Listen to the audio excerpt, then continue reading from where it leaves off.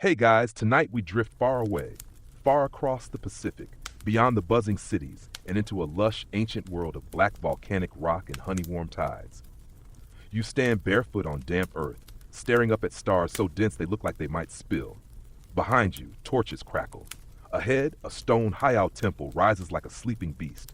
The scent of salt, breadfruit, and sweet pikake flowers hangs in the warm air. A chant begins low and steady. You've just been summoned to witness something sacred and surprisingly sexy, because here in old Hawaii, sex isn't dirty. It isn't whispered or hidden behind doors or turned into scandal.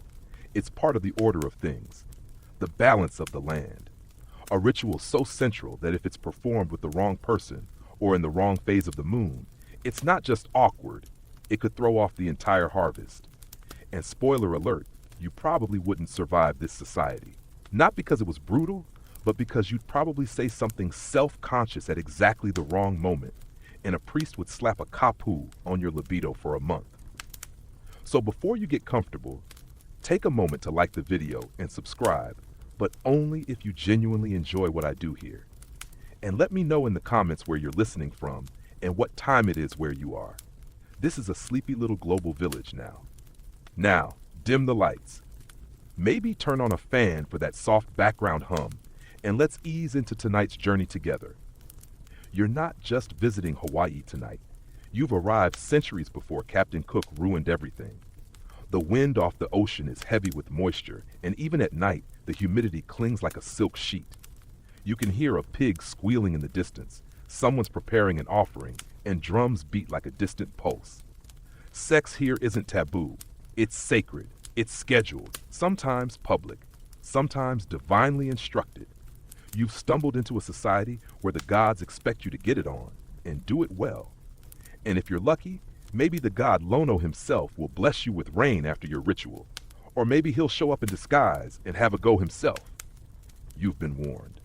Historians still argue whether the sexual openness of pre-contact Hawaiian culture was the result of its isolated geography, a form of Proto-Polynesian heritage, or a unique theological worldview that placed fertility and harmony at the very top of the cosmic to-do list. But what's clear is that this wasn't a free-for-all. It was ritual, rhythm, and rules, all soaked in symbolism and draped in Thai leaves. Picture yourself now standing at the edge of a heiau, a temple made of carefully stacked lava rock. These are not towering Gothic cathedrals. They're low and grounded, built to blend into the land, to respect it.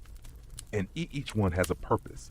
Some are for healing, others for war, and some, like the luakini, are tied to fertility, sacrifice, and agricultural blessings. And in certain seasons, when the makahiki winds shift and Lono returns, they become centers of celebration, of rebirth, of rain, of feasts, and of, you guessed it, sex. It wasn't just a physical act, it was a sacred dialogue with the earth and sky. The gods gave you pleasure, so why not offer it back? One story, recounted in Peter Webb's The Erotic Spirit Through History, speaks of a high-ranking Ali chief who was expected to perform an intimate ritual with a chosen partner as part of the seasonal offering. Not only was this symbolic of the fertility of the land, it was a form of performance, observed, chanted to, and guided by a priest. No pressure. Now, don't get flustered just yet. There's a slow, rhythmic structure to all of this. Before the act, there was preparation, bathing in sacred pools, anointing the body with scented oils, kukui nut and sandalwood. You didn't rush into intimacy in ancient Hawaii. You marinated in it. And if you think this all sounds a bit clinical, imagine the setting again. Glowing firelight, fragrant smoke drifting from an awa bowl, the sound of waves kissing the shore. Your body is considered a gift to the gods. Shame hasn't arrived yet. Not until the missionaries show up with their buttoned-up waistcoats and disapproving eyebrows. But let's not rush the colonial buzzkill. For now, you're still immersed in a society where intimacy is generous, emotional, and essential. Where chants are composed not just to commemorate battles or voyages, but to recount the curve of a lover's spine, the scent of their breath at dawn, the laughter shared beneath a banana tree. These oli aren't pornography. They're poetry, sacred memory. You pass a young couple now, hand in hand.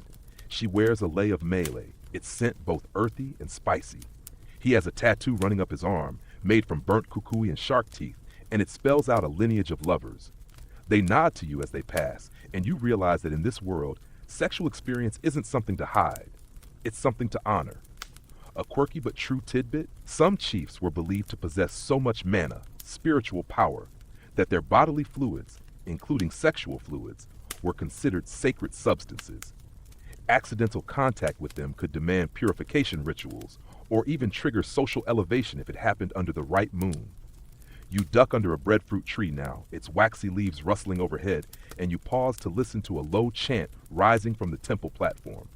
A group has gathered. They're performing what looks like a slow dance, maybe a hula kahiko, but you notice the way their hands move. The gestures are telling a story of union, of longing, of pleasure offered to the gods like fruit. There's something both grounding and uplifting here. The message is simple. Your body is part of nature, and its rhythms should match the tides. You're not above the world, you're inside it. And so, here under the stars, as the drums continue their sleepy cadence and the sea whispers secrets to the sand, you begin to feel it too. That slow, ancient pulse. That invitation to remember, to soften, to be part of the ritual, even if you're just watching from the shadows. You're still standing near the edge of the heiau temple, the lava rocks warm beneath your bare feet. The night deepens, and the moon peeks out from behind the swaying fronds of a coconut tree, casting everything in a soft silver hue. You hear someone laugh, soft and open, not nervous, not embarrassed, just present. Welcome to a place where even laughter is sacred. Tonight's temple is a heiau hola, one of healing and fertility, not a place of fire and sacrifice, but of renewal and body wisdom. But don't get too comfy. This isn't your average spa getaway. This is a place where gods walk unseen, and a poorly timed joke could invite more than just side-eye from a priest. You take a few steps forward, drawn by the sound of chanting.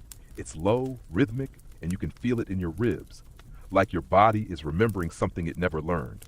That's the idea.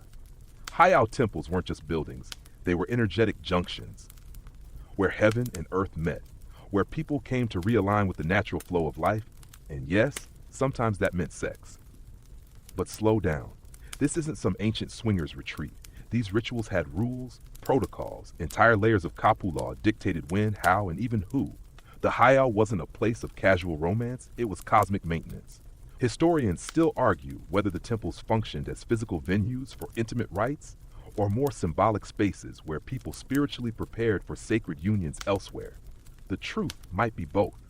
What's known is that certain times of year, especially during makahiki season, when war was forbidden and the god Lono was honored, these temples lit up with energy, processions, chanting, and intentional erotic rites.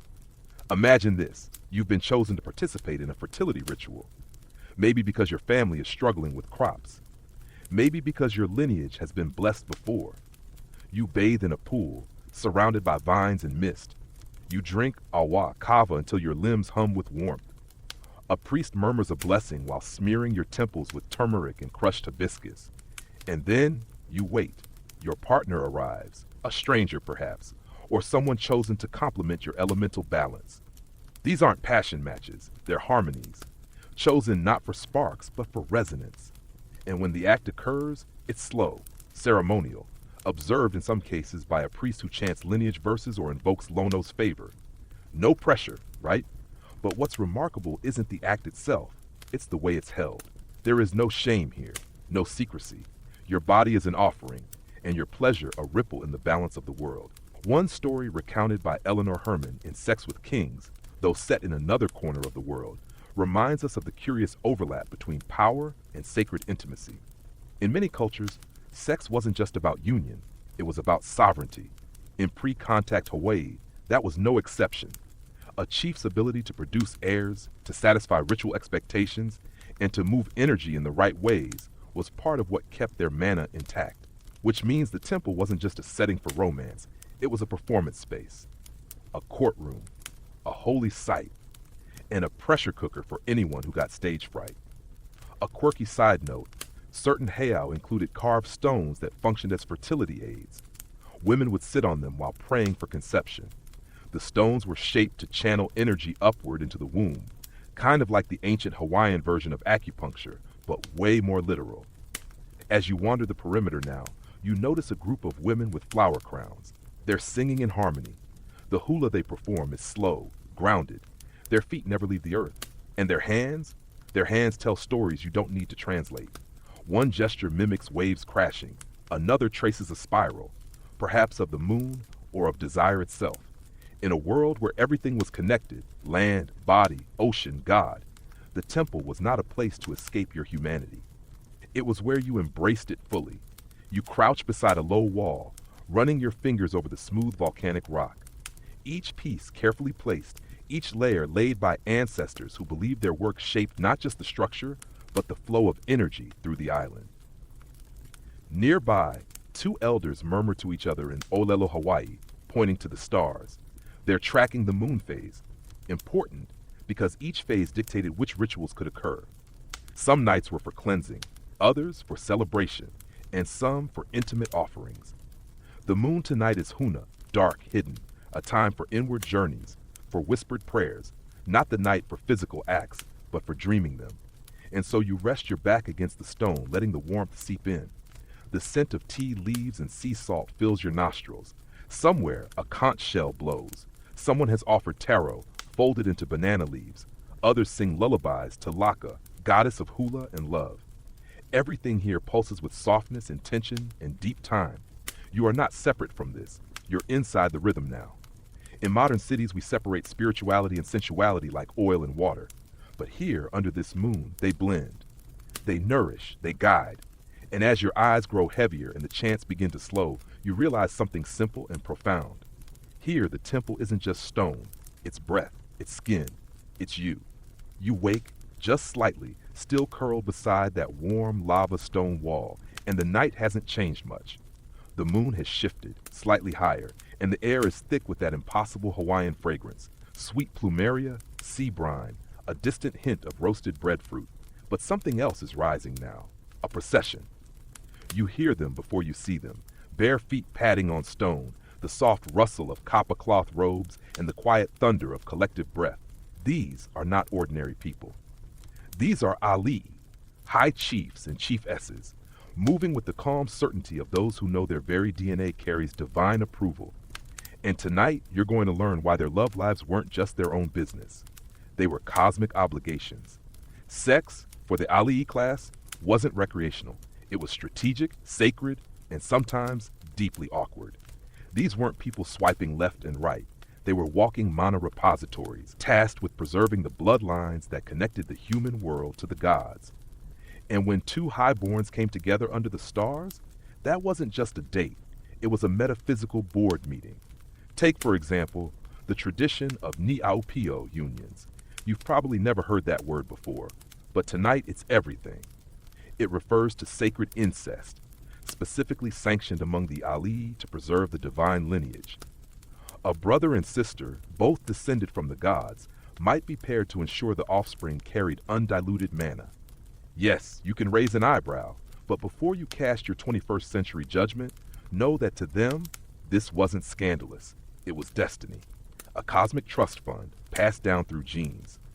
Historians still argue whether all ni'aupio unions were genuinely consensual or whether social pressure made them feel more divine planned than personal preference. But what's consistent is how these pairings were orchestrated, not by attraction, but by lineage charts and astrologers. You peek around a tree trunk now and catch sight of one such ali'i. He's tall, draped in a feathered cape so brilliant it catches the starlight like flame.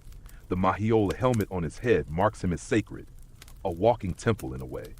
His partner stands beside him, serene and strong. She holds a kukui torch and wears a lei of black hina berries, a subtle symbol of fertility. And they don't just walk alone.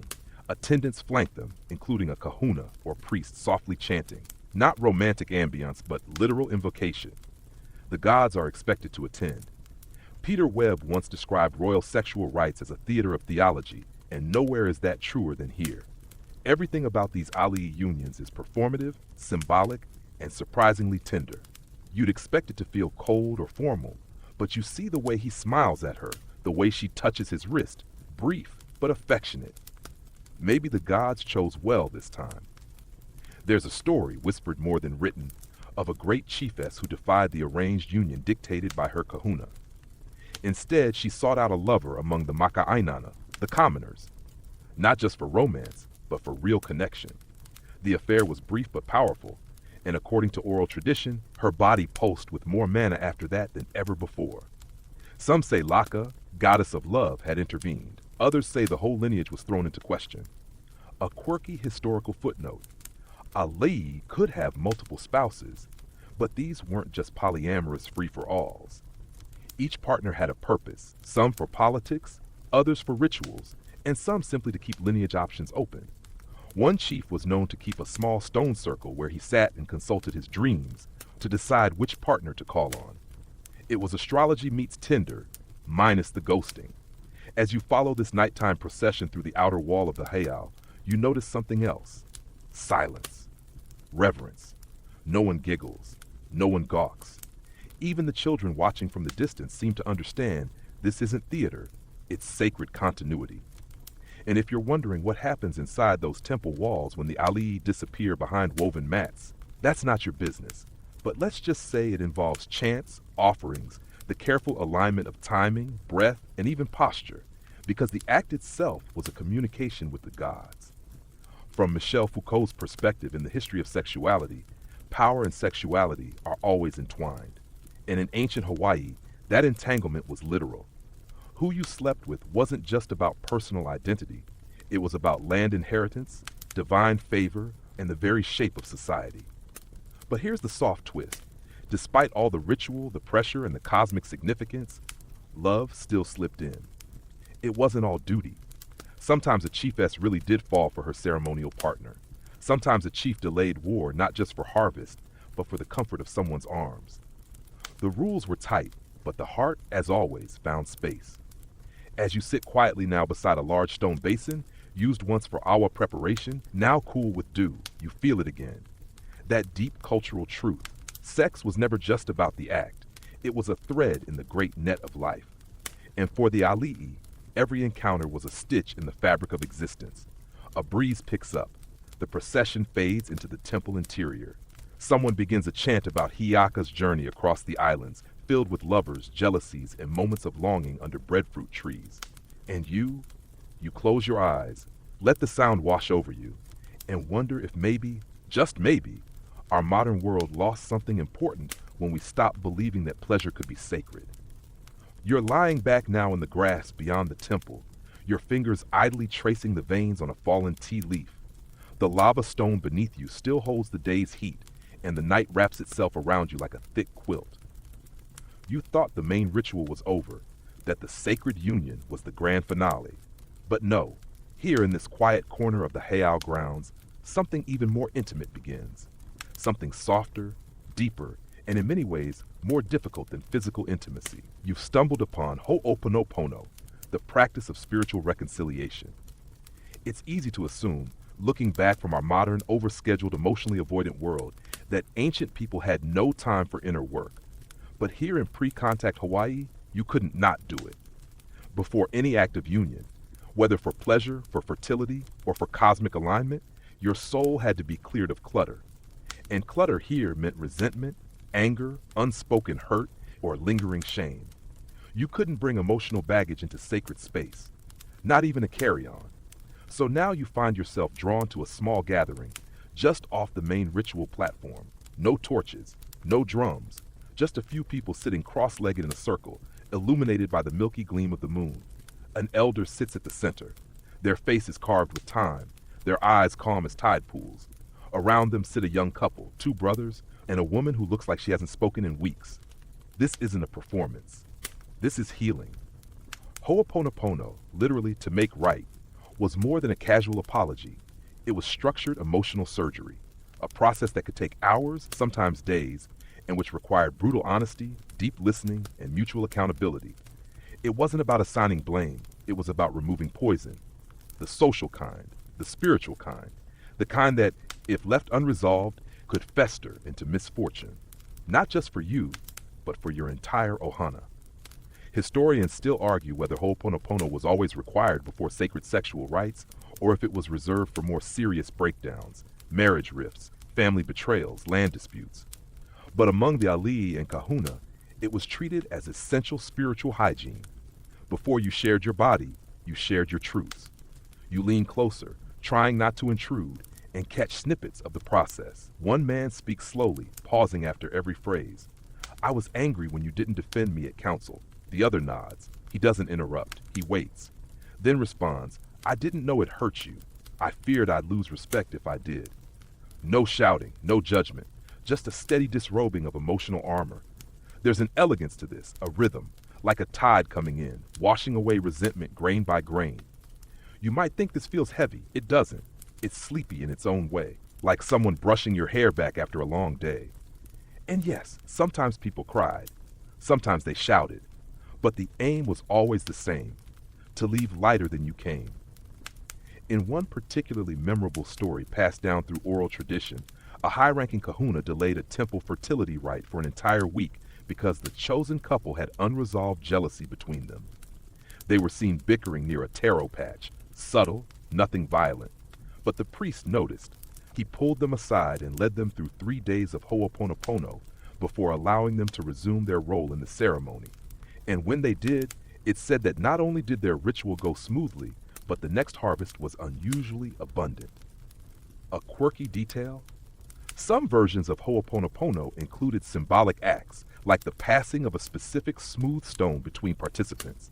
Whoever held the stone spoke, while others remained silent. Once the stone passed, the next person spoke, and no one was allowed to interrupt. It wasn't just a tool, it was a rule, an anchor for truth-telling. You see one such stone now, nestled in the elder's lap. It glistens faintly with oil, or maybe just moonlight. The woman who hadn't spoken finally takes it in her hands. Her voice cracks, barely louder than the wind. "I miss you." Just that. No buildup, no anger, just 3 words heavy with meaning. And the person across from her, we don't know their story, nods. Tears slide silently down both their faces. You're not sure if you should be witnessing this, but no one seems to mind. In Hawaiian culture, reconciliation isn't meant to be hidden. It's communal, transparent. Everyone benefits when balance is restored. And balance wasn't just interpersonal, it was cosmic. Your inner turmoil could, in theory, affect the health of your family, your land, even the fish in your bay. Nothing was disconnected. And when people fell ill or crops failed, one of the first remedies sought was not medicine, but ho'oponopono. Even far across the globe, the Kama Sutra touches a similar nerve. It suggests that harmony between lovers begins with shared understanding, not merely attraction. It speaks of soft speech, emotional rituals, and the exchange of vulnerability. It may use different words, but the intention echoes through time. Intimacy must be preceded by honesty. As the ritual circle begins to dissolve, people embrace. Some linger. Others walk off in pairs. The stone is passed back to the elder, who wraps it in cloth. A final chant is sung, low, melodic, like a lullaby for the soul. You watch as the woman with the quiet voice touches her forehead to the earth, then rises lighter than she sat down. And you feel strangely emotional, like something in you, long forgotten, just got acknowledged. Not fixed, not solved, just seen. A warm breeze drifts past your face and someone places a lei near your feet. It's made of pua kenikeni, fragrant golden blossoms that bloom at night. You lift it, breathing in its deep, heady scent, and feel a calm you didn't know you needed. Because here, under the stars and near the sea, the people of this island teach you something simple and profound. Healing is a requirement for connection. And connection, when right, is the most sacred offering you can make. You wake slowly, or maybe you never fully slept. It's that kind of night, the kind where your body drifts, but your ears stay tuned to the world around you. Crickets pulse in rhythmic cadence. The sea murmurs somewhere beyond the trees, and there, just above the treetops, you see it. A pale curve of moon slipping between clouds like a shy lover beneath kappa sheets. The temple is quieter now, but not empty. Something stirs in the east. A group gathers near a carved wooden image, its shape long and slender, draped in vines and cloth. They kneel, faces turned upward. And as the wind shifts, you catch a chant carried through the dark. E lono e amako. Lono, we are here. Ah, yes, Lono. The god of agriculture, of rain, of fertility, and of sacred sensuality. And tonight, you're going to understand how the ocean, the moon, and seasonal winds all played a role in a very tropical version of divine matchmaking. Historians still argue whether Lono's role as a fertility deity evolved purely from agricultural roots or if his sensual associations came from older Polynesian archetypes.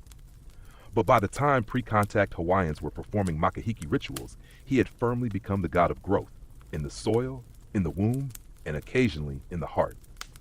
Makahiki season, which lasts roughly 4 lunar months, was a time of peace, no war, no bloodshed, a chance for communities to rest, trade, feast, and yes, engage in carefully sanctioned romantic or sexual unions. These weren't casual hookups, they were woven into the season's purpose, rebirth. And Lono, he didn't just preside over it from afar. Sometimes he participated.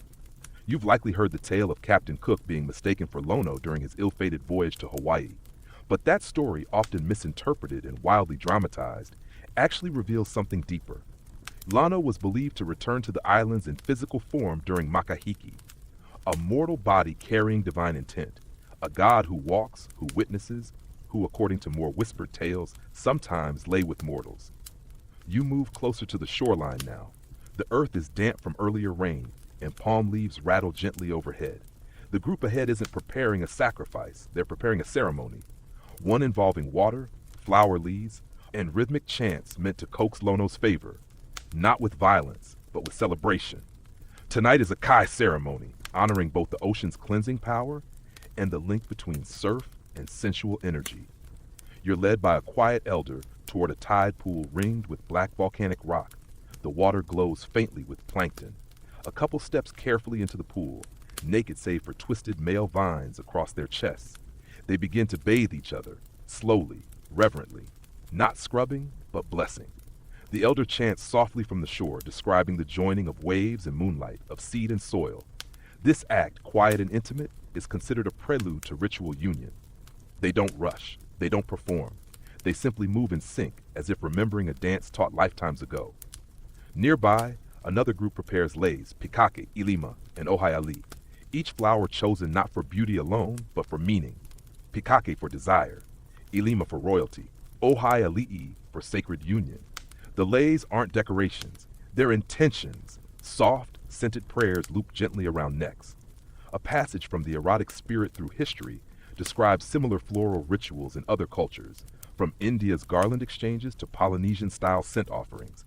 The act of placing a lei is not unlike undressing someone, slow, intimate, and steeped in meaning. In ancient Hawaii, it could mean, I desire you, or you are sacred to me, or even, we are about to share something the gods must witness. And speaking of witnesses, let's talk about the moon. Every phase mattered, not just for planting or fishing, but for sensual rites. Certain nights like hilo or hua were auspicious for union. Others like kaloa were better suited for dreams and spiritual cleansing. If you were trying to conceive, you'd wait for a full moon. If you were seeking emotional connection, a waxing crescent might be best. Tonight, it's akua moon, a night when the gods are said to be especially near. That means any intimacy tonight is not just between you and your partner, but you and every ancestor, every spirit, every tree watching silently in the dark. It sounds like pressure, but somehow it isn't. There's a softness to it, a surrender, a quirky but delightful detail. Ocean foam was considered a kind of natural offering. If a couple's union resulted in waves crashing just right, white foam, no retreat, that was seen as Lono's blessing. So yes, even the sea had opinions on your performance. You're sitting on a smooth rock now, watching a woman pluck seaweed from the tide pool. She laughs gently, holding it up like a lace veil. For luck, she whispers, and softness. You don't ask what that means, but you imagine it has to do with both cooking and coupling. The ceremony reaches its quiet climax, not with fireworks, but with silence. The couple in the tide pool finishes their ritual, steps onto the sand, and is wrapped in kapa cloth. They walk toward the heiau, hand in hand, disappearing into the dark.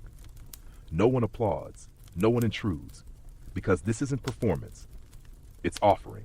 And you remain on the rock, watching the moon dip slightly westward, wondering what it would feel like to see the natural world.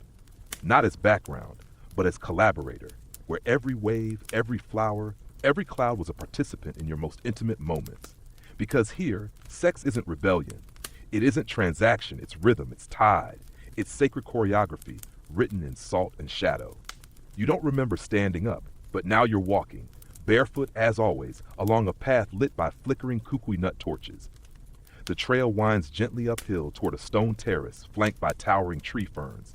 The air is cooler here, and the scent has shifted. Less ocean, more earth, damp soil, crushed ginger root, and something musky, medicinal. A new kind of sacred space awaits. Tonight you meet the kahuna. Now, you might know the word kahuna from pop culture, tossed around carelessly to mean expert or guru. But here in the old world of pre-contact Hawaii, the kahuna were something far more complex. They were keepers of law, masters of medicine, architects of rituals, and in some cases, choreographers of sacred pleasure. Yes, you heard that right. Not only were some kahuna responsible for guiding the body in times of illness, they also guided it in times of intimate offering, especially when those acts were tied to the gods, to fertility, or to the energy flow of a village. They weren't voyeurs. They were spiritual electricians, making sure the current flowed just right. You step into a shaded clearing now, where a small heiau, a grass roof structure, waits. Inside, the air is thick with burning herbs, sweet fern, lemongrass, a curl of sandalwood smoke, and there sits a kahuna pa'auau, one who specializes in both healing and family well-being. Their gaze is steady, ageless, and their job tonight? To prepare couples for ritual union, not through performance advice, but through alignment of breath, intent, and timing. Historians still argue whether these priests gave detailed physical guidance or kept things symbolic. Some oral accounts suggest certain kahuna used chants, hand signals, or rhythmic drumming to guide lovers' movements, subtly, respectfully. Others say they merely created the energetic space, letting the union happen naturally within it. Either way, the act wasn't mechanical. It was spiritual engineering. You kneel quietly at the edge of the heiau, listening. The kahuna speaks softly to a young pair seated before them. One has their eyes closed, breathing slowly. The other is trembling slightly, not from fear, but from reverence. The kahuna places a hand gently on each of their shoulders and begins an oli, a kind of spoken poem. The breath begins in the earth, rises with your chest, finds its rhythm in another. It's hypnotic. You find your own breathing syncing with it, chest rising and falling like tide over reef. And for a moment, you understand. This isn't about control. It's about surrender. The kahuna isn't instructing how to do intimacy. They're reminding you how to be inside it. In one story preserved in fragmentary chant, a famous kahuna named Kealohilani was summoned to assist a chief and his betrothed who had failed to conceive after 5 makahiki seasons. Instead of prescribing herbs or rituals, she led them through a breathing practice, 4 nights in a row, each session timed with the moonrise. On the 5th night, the couple disappeared into the forest. 9 months later, a daughter was born under an eclipse. Coincidence? Maybe. But locals called her Waiola, the living water. A quirky tidbit? Some kahuna believed that certain zones of the body held different types of mana or spiritual power. A light touch behind the ear, for example, was believed to activate memory. The nape of the neck? Emotional release. The hips, you can guess? And the feet, oddly enough, were the key to grounding. A ritual might begin with foot washing, not just for hygiene, but to connect the person to the aina, the land. Because if you weren't grounded, nothing else flowed right. As you observe the session, you notice another layer unfolding. The kahuna isn't just teaching technique. They're teaching listening to your own body, to your partner's breath, to the rustle of leaves outside that matches your heart's rhythm. It's all connected. Michel Foucault once described sexuality as a complex of knowledge, power, and discipline. And while that sounds pretty dry, it applies beautifully here. The kahuna weren't authoritarian, but their presence reminded you that sex wasn't just personal, it was part of the spiritual ecosystem. Outside the heiau, someone begins a slow drum beat, not for ceremony, but as a kind of sonic map, a tempo for meditation, or maybe more. The rhythm is slow and steady, boom, boom, like a heartbeat, or the sound of canoes bumping against a wooden dock. The couple rises, bows to the kahuna, and walks hand in hand toward the shoreline. You don't follow. You stay beside the heiau, tracing the patterns in the dirt with your finger. Circles, spirals, a path.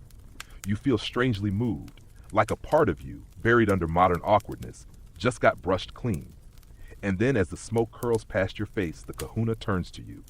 They don't speak, but they nod, and you know what it means. Even witnessing this moment is a form of participation. You don't need to do anything, just be still, be open. And in that stillness, you hear it. The flutter of a night bird, the creak of branches, the hum of torches. The world is teaching you something, slowly, gently. You are not broken. You are not too much or too little. You are simply out of rhythm, but rhythm can return. You're back on the move now, but your steps are slower, softer. Like the earth beneath you has turned into sponge cake, and your body's just floating forward.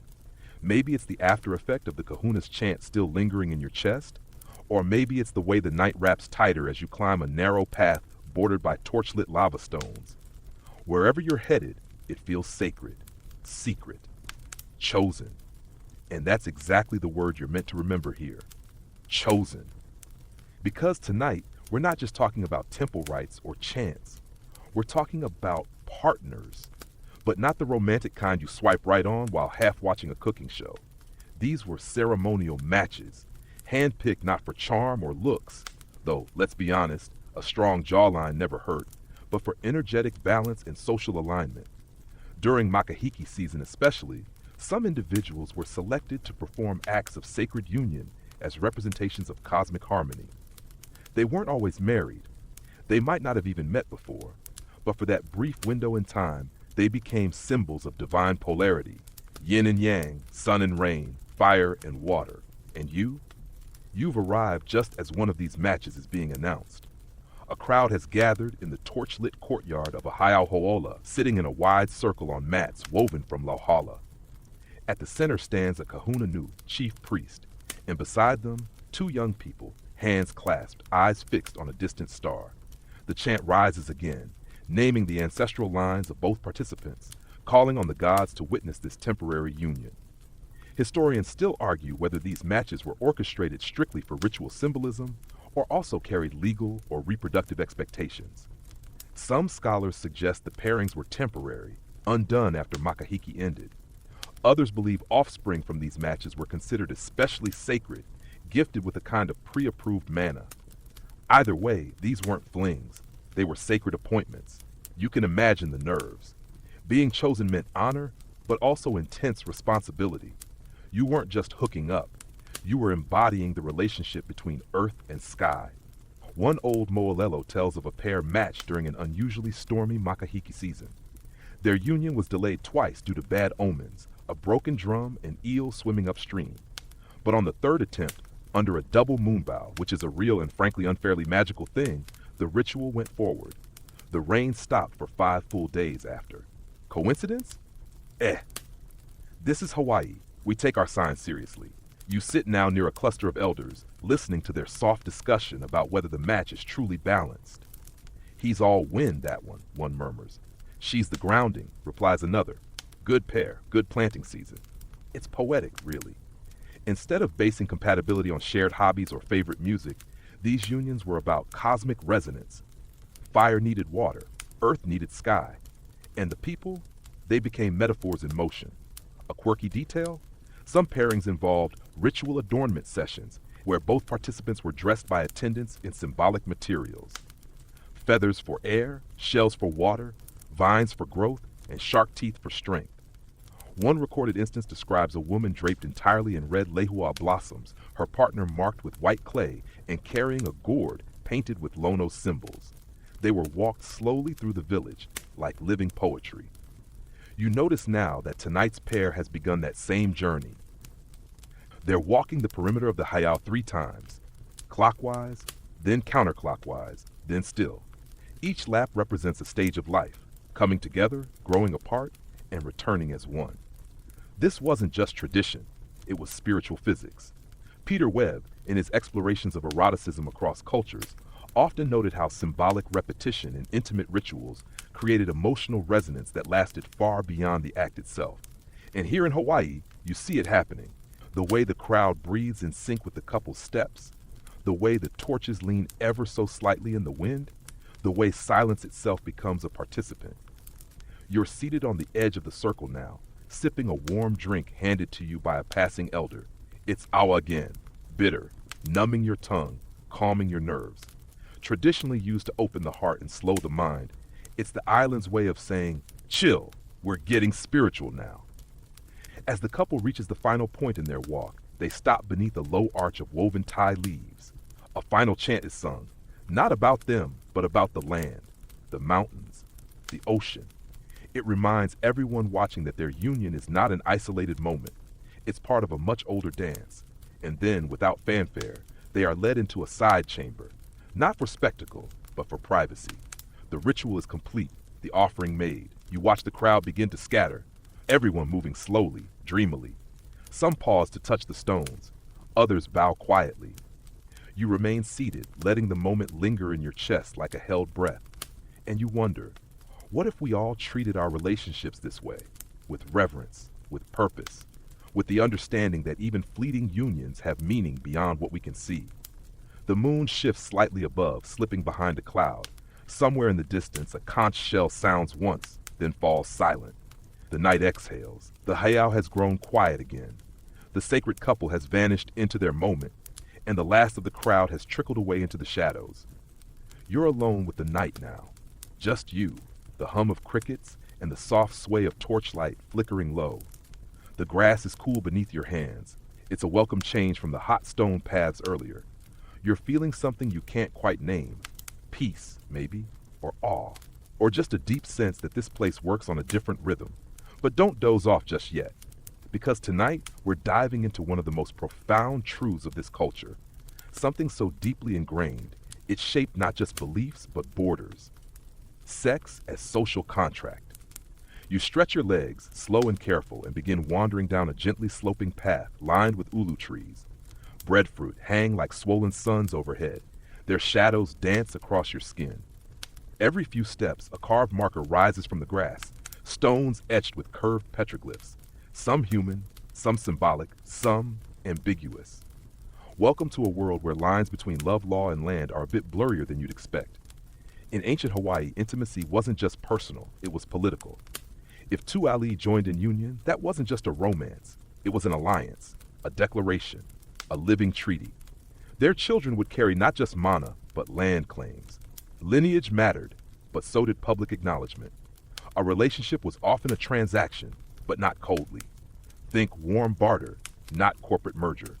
Love, when it blossomed, often came with responsibility.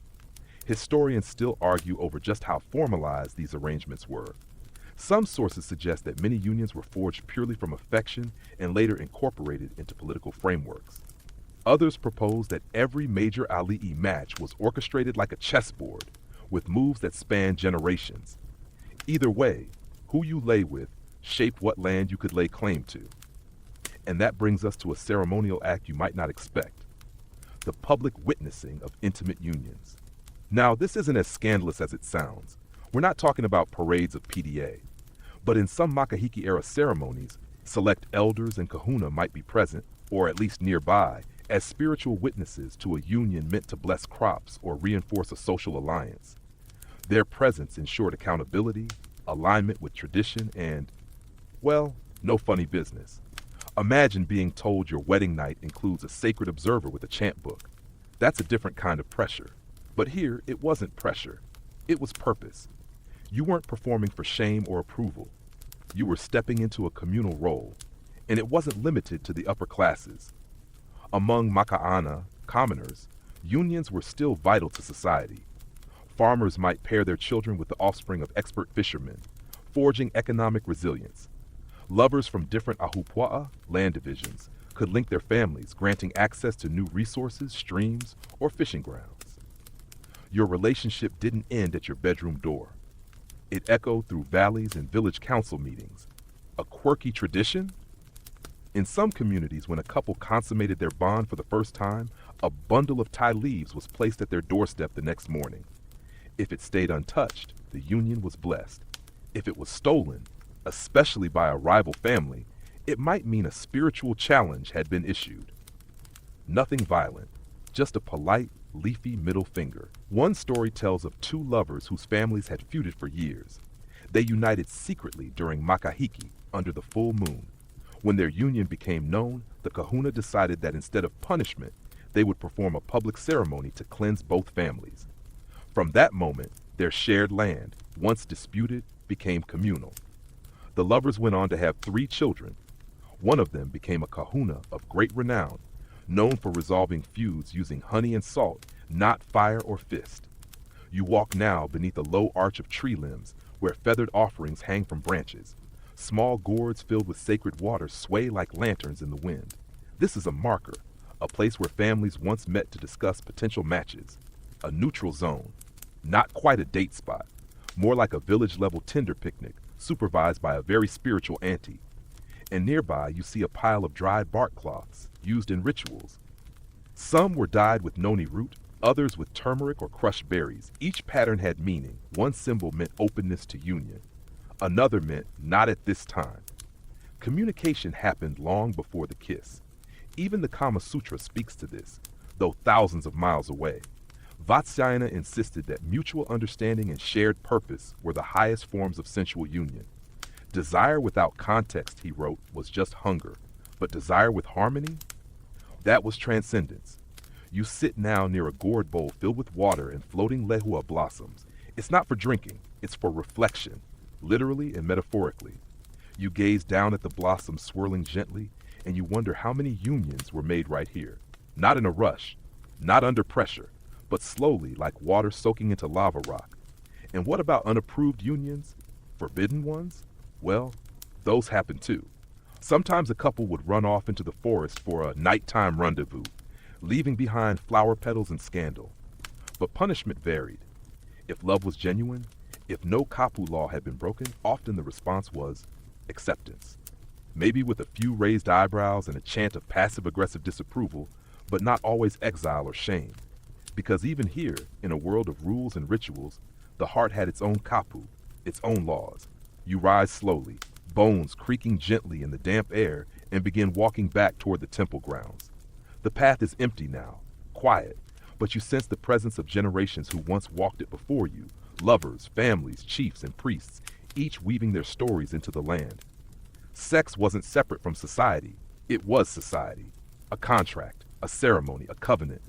And here under these stars, you're finally beginning to understand. You reach the edge of the temple grounds just as the wind shifts. It comes in slow, cool bursts now, smelling faintly of ironwood and toasted kukui nuts. Somewhere nearby, a dog barks once, then quiets. The torches still flicker, but fewer now. You feel it in your bones. Tonight is deepening, stretching inward, and with it comes the reminder that not all was free and flowing in this world of sacred sensuality. Because for every ritual of connection and balance, there were also rules. And breaking those rules, that wasn't just embarrassing, it could be deadly. Tonight, we enter the world of kapu. Kapu means taboo, yes, but not in the Western sense of something merely frowned upon. In ancient Hawaii, kapu was sacred law, divinely sanctioned and spiritually enforced. It governed everything, where you could stand, what you could eat, who you could touch, and when. And when it came to sex, oh, the layers were endless. Historians still debate how flexible kapu was in everyday village life.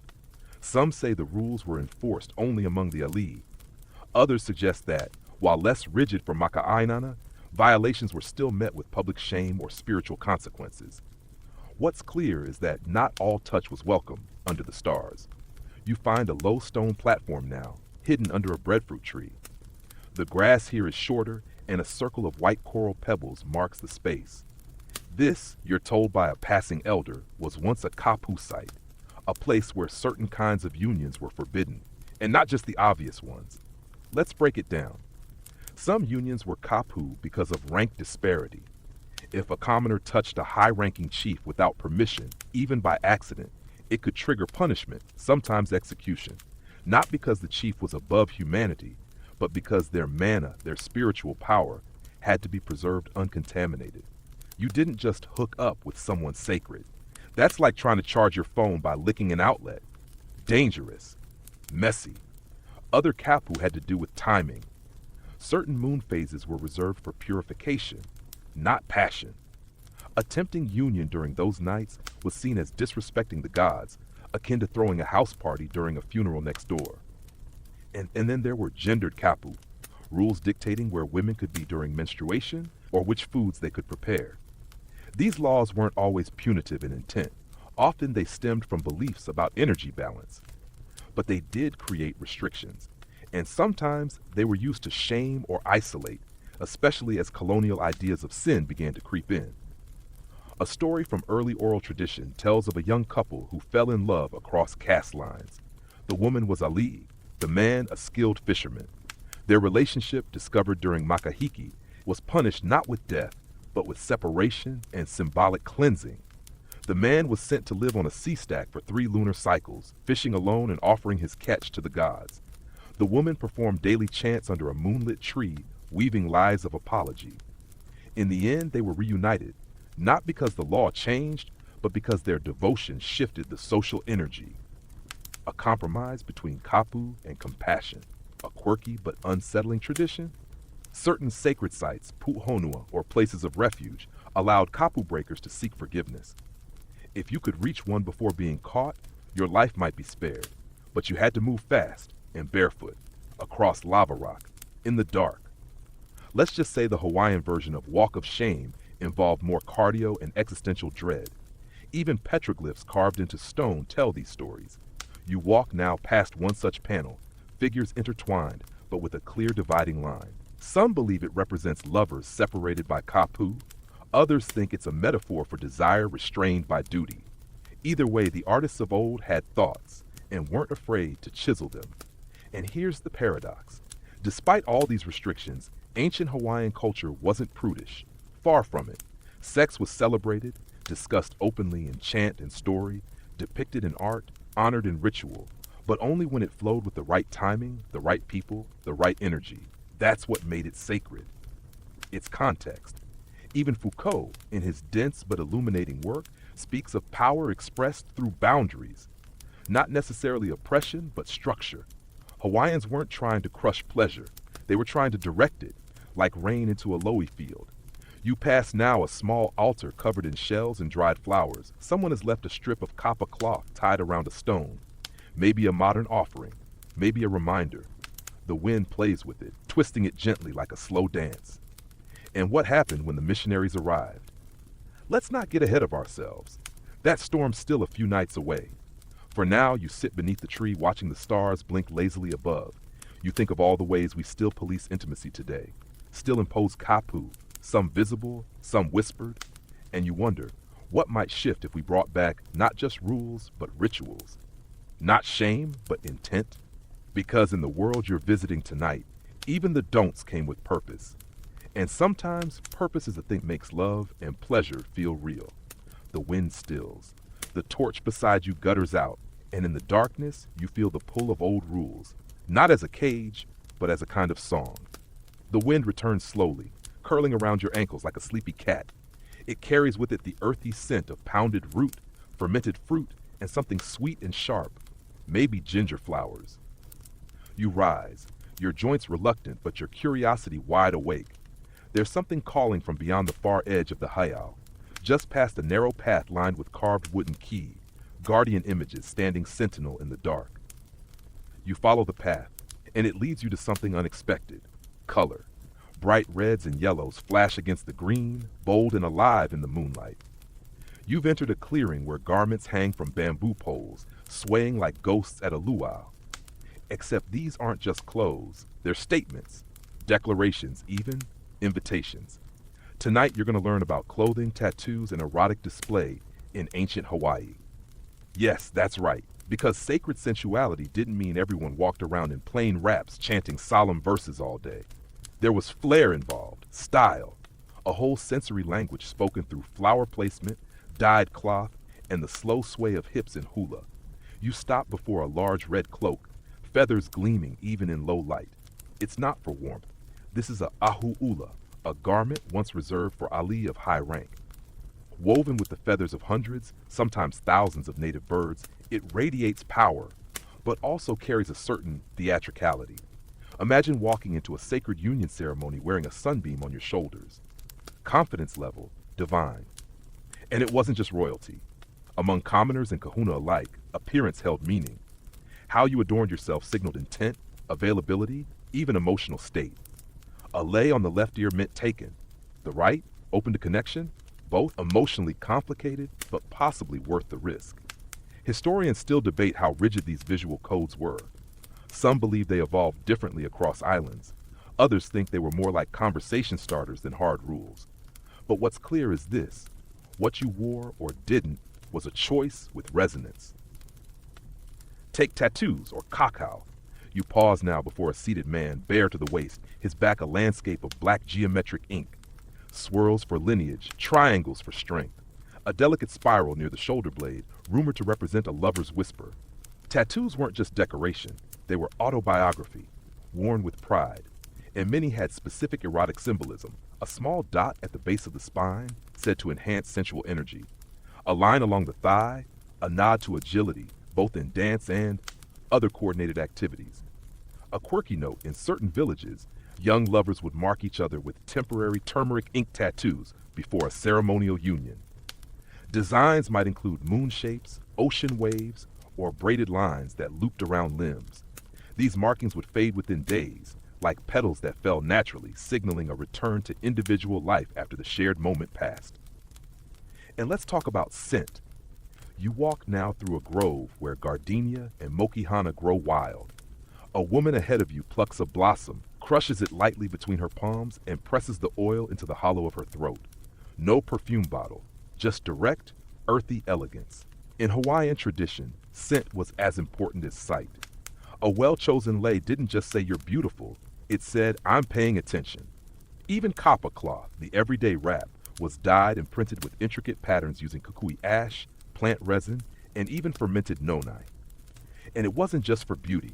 The patterns carried meaning: lines to symbolize wind and breath, dots for stars, wave prints for fertility. And then, of course, there's hula. You find yourself sitting cross-legged at the edge of a flat stone terrace now, where three dancers sway in rhythmic silence. No drums, just breath, footfall, and flickering torchlight. Their hips roll in slow patterns, arms sweeping in arcs that mimic wind and water. And as they move, you realize this isn't just dance, it's narrative. It's foreplay, maybe, but spiritual too. The dance tells a story of a couple meeting beneath a hala tree, of longing, of hesitation, of rain arriving just as hands touched.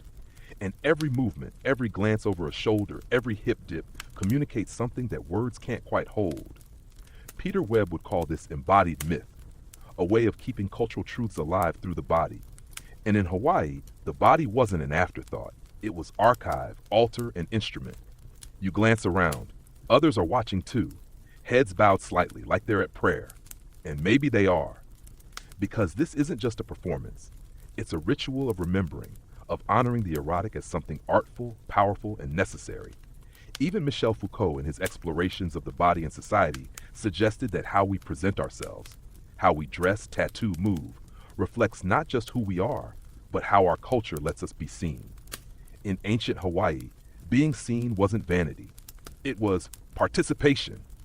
You rise now, stepping carefully around a half circle of tie leaves laid like a path. Someone hands you a lei, not fresh but dried, fragrant still, a mix of hala fruit and fern. For protection, they whisper. You slip it over your head and feel its weight settle gently on your chest. And just before you leave the terrace, you catch your reflection in a bowl of water set on a stone pedestal. You look different, not just because of the lei or the moonlight, but because for the first time in a while, your body feels like it belongs, like it's not something to critique or hide, but to honor, to wrap, to ink, to scent, to share. And as you walk away, you understand, in this place, how you appear isn't about performance, it's about poetry. By now, you've probably noticed something. No one here eats in a hurry. You've passed woven mats where people are still chewing slowly, still talking softly, still passing bowls hand to hand. And you're starting to get hungry, not just for food, but for the ritual of it. Because here in ancient Hawaii, food and sex weren't separate appetites. They were part of the same ceremonial rhythm. Tonight, we settle into the gentle, fragrant world of aphrodisiacs and ritual foods. You've just arrived at a feast, not one of those overly lavish banquets from Renaissance Europe with stuffed peacocks and exploding pies, but something much more grounded, more deliciously simple.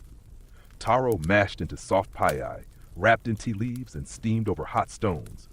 Fish grilled with kukui and sea salt. Sweet potato baked until the skin puckers. And yes, fermented delicacies that might scare off the uninitiated. But you're here to learn. You're handed a warm bowl filled with something creamy and pinkish, a blend of mashed breadfruit and coconut milk. It smells like earth and memory. You take a bite and suddenly your shoulders drop, your jaw unclenches, and your thoughts begin to wander, somewhere softer. You glance around. This isn't just dinner, it's preparation. In many cases, ritual union required specific foods beforehand, not as performance enhancers, but as spiritual aligners. Eating together, under torchlight or moonlight, was part of entering the same energetic field. Sharing food was a prelude to sharing breath, skin, time. Historians still debate the extent to which certain foods were seen as strictly sensual in ancient Hawaii. Unlike Western cultures obsessed with oysters and chocolates, Hawaiians approached food erotically through texture, temperature, and timing. A soft, warm dish eaten slowly might open the body more than any supposed love potion, and some foods had clearly symbolic meaning. Uala, or sweet potato, was associated with fertility, its rapid growth and spreading vines symbolizing abundant life. Couples trying to conceive might include it in their ceremonial meal. Taro, the staple food, was more than a starch. It was considered the physical body of Heloa, the first human born from the union of the Sky Father and Earth Mother.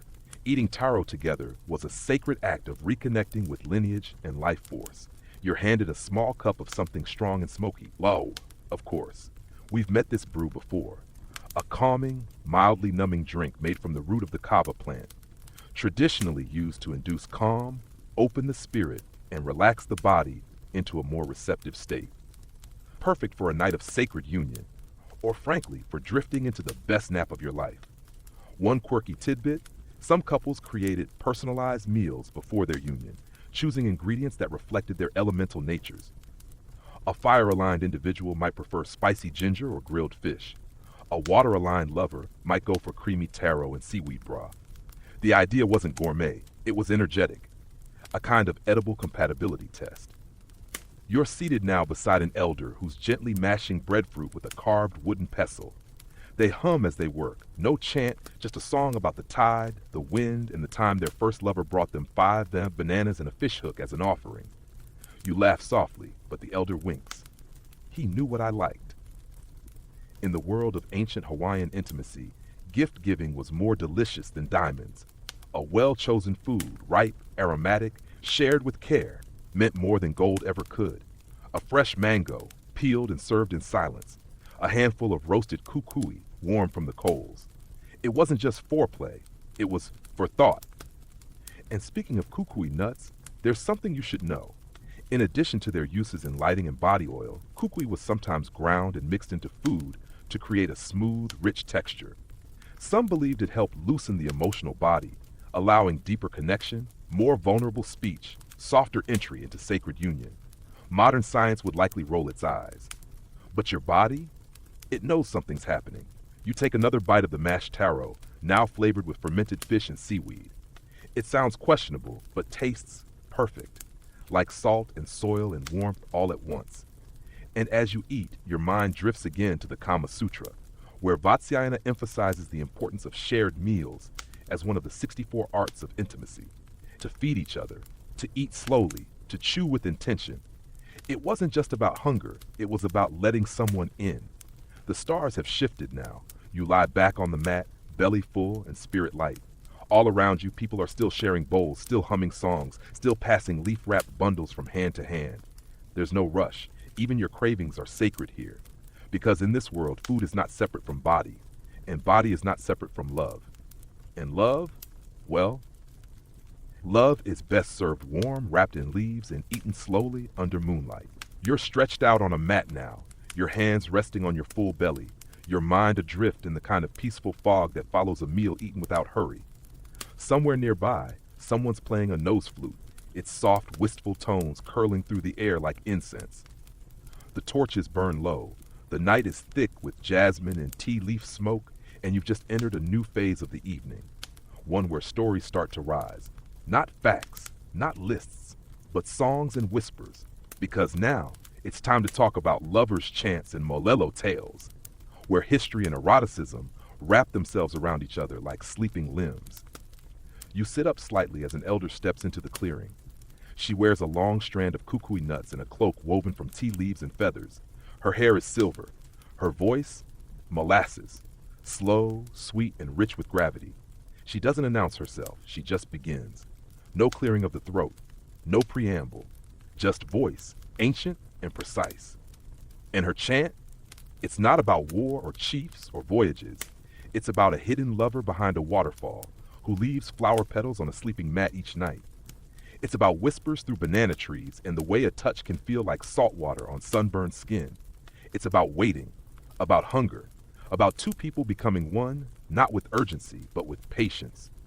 The ollie flows like wind through grass, switching rhythm with every stanza. Some verses are slow, sensual, almost teasing. Others are short and clipped like the gasp between kisses. It becomes obvious quickly, this is not a chant about courtship. This is a chant about what happens when the courtship ends and the real intimacy begins. Historians still argue how much of Hawaiian chant, ollie and mele, should be considered literal versus symbolic. Were they storytelling, prayer, memory, all of the above?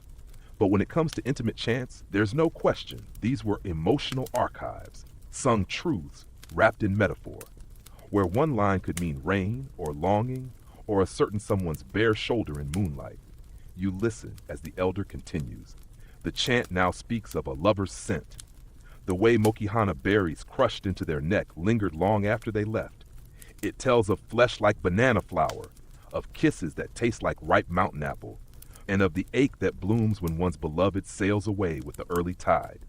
And you realize something quietly profound. Intimacy was documented here through poetry, not prescription. In a world without writing as we know it, where memory was passed mouth to mouth and heartbeat to heartbeat, these chants were a form of living, breathing diary entries, only more musical and considerably more seductive. Peter Webb, in his Reflections on Erotic Literature, noted how many ancient cultures preserved sexual memory, not through medical texts or how-to guides, but through verse, through the body of language. And in Hawaii, this was a literal truth. Bodies became stories. Lovers became song. A quirky little aside, some lovers composed private mele for one another, meant to be whispered during union or sung softly while bathing together in forest pools. These weren't performances. They were offerings. One surviving fragment, loosely translated, reads, "You came to me like rain on dry walla, and my hips remembered how to grow." That's not Shakespeare. That's deeper. You wander now to another part of the temple where younger voices are rising. This isn't chant, it's talk story, the gentle art of oral gossiping wrapped in reverence.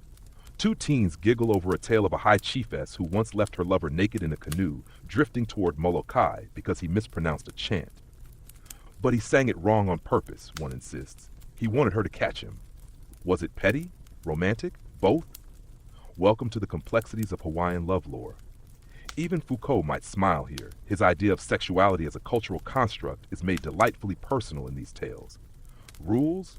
Yes, but also loopholes. Rebellions made of flowers. Love expressed through perfectly timed chants beneath the right moon phase. And here's the beautiful twist. Many of these chants were never written down. They were passed by voice from breath to breath, often from one lover to another. They were meant to live inside you, not on paper. A memory tucked behind the ear like a plumeria blossom. Chants could be composed on the spot, during union or just before.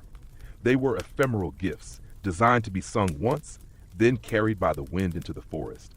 And if your lover remembered the words the next day, that was a good sign. If they added a verse of their own, that was love. There are even tales of competitive chanting between rival suitors, where two lovers would try to outsing each other at dawn, improvising verses layered with puns, double meanings, and thinly veiled sensual metaphors. The winner didn't always get the girl, but they usually got a good story told about them for years afterward.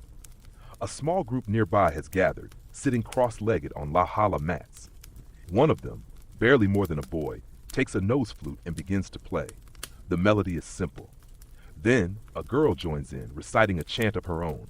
He came in the form of rain but left footprints in the sand, Still warm, still soft, still mine. Everyone exhales, not because it's dramatic, but because it's real. Even now in modern Hawaii, fragments of these chants survive. In family songs, in hula performed at festivals, in the way lovers still call each other my pua, my flower, and sometimes even in the silence between words. You close your eyes and think of all the stories you've heard tonight. None of them hurried, none ashamed, all of them tender, detailed, alive. This isn't erotica meant to shock. It's erotic memory meant to soothe, a lullaby of limbs and longing, and perhaps, just perhaps, it's the gentlest form of history there is. You're still wrapped in the echoes of those chants, like waves lapping slowly against a canoe hull.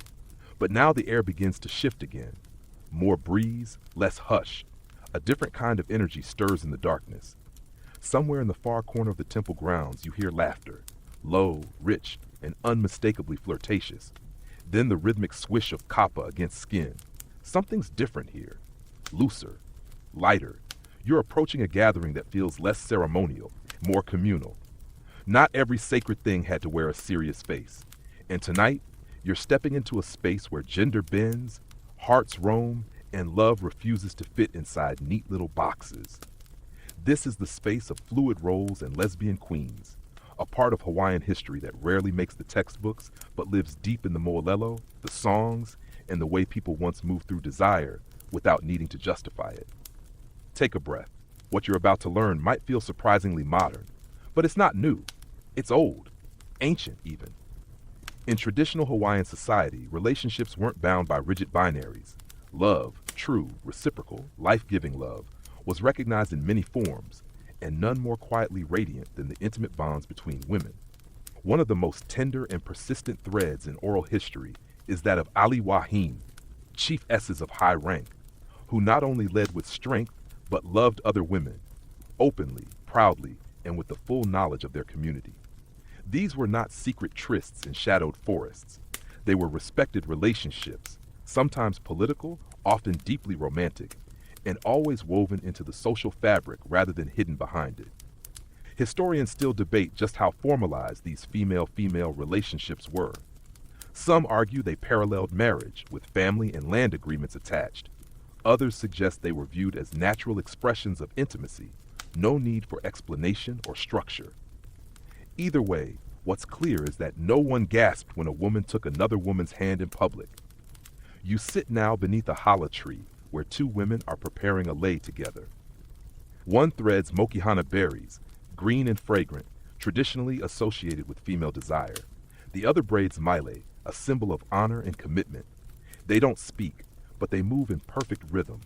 When the lei is finished, they place it over a wooden idol and kiss, softly, without drama, as natural as breathing. One mo'olelo tells of a chiefess named Kahumanu, often remembered for her political fire and dramatic alliances. But less often told is the story of her deep bond with a female attendant, one who shared her bed, her secrets, and likely her heart. Their relationship was known, accepted, and even sung about in private hula. A quirky cultural detail?